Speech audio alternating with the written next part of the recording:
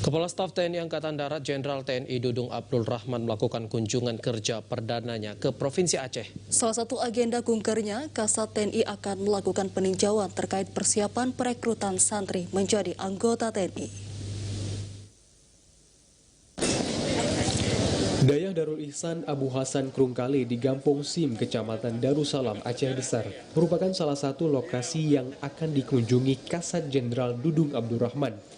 Sejumlah persiapan tampak dilakukan Kodam Iskandar Muda di pondok pesantren ini sejak beberapa hari terakhir.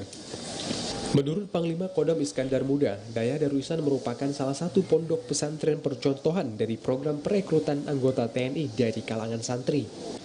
Kehadiran bekas Pangkostrat tersebut diharap dapat memotivasi santri di Dayah Darul Ihsan dan Aceh untuk mempersiapkan diri menjadi anggota TNI. Kasat juga akan meninjau proses pembekalan santri untuk menjadi anggota TNI yang dilakukan Kodam Iskandar Muda.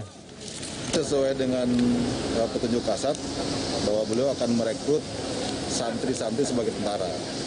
Nah, salah satu yang menjadi program kami untuk mendukung program ini adalah membina santri-santri yang akan masuk tentara. Jadi kami siapkan semua, kami berikan pembekalan baik fisik, kesehatan dan lain-lainnya untuk bisa siap menjadi tentara dan melaksanakan seleksi. Sementara itu, perekrutan anggota TNI dari kalangan santri disambut positif pimpinan Dayah di Aceh. Kebijakan ini dinilai sejalan dengan Provinsi Aceh yang menerapkan syariat Islam. Kami akan juga meminta kuota tambahan. Nanti insya Allah kami akan meminta kuota tambahan kepada Pak Kasat supaya memang memberikan kesempatan yang lebih luas lagi kepada para santri. Kita ingin TNI ke depan diisi oleh orang baik-baik, orang saleh-saleh yang selama ini memang sudah baik. Selain ke pondok pesantren Dayah Darul Ihsan, KSAD juga bersilaturahmi dengan tokoh ulama dan masyarakat serta meninjau serbuan vaksin di lapangan Belang Padang, Kota Banda Aceh.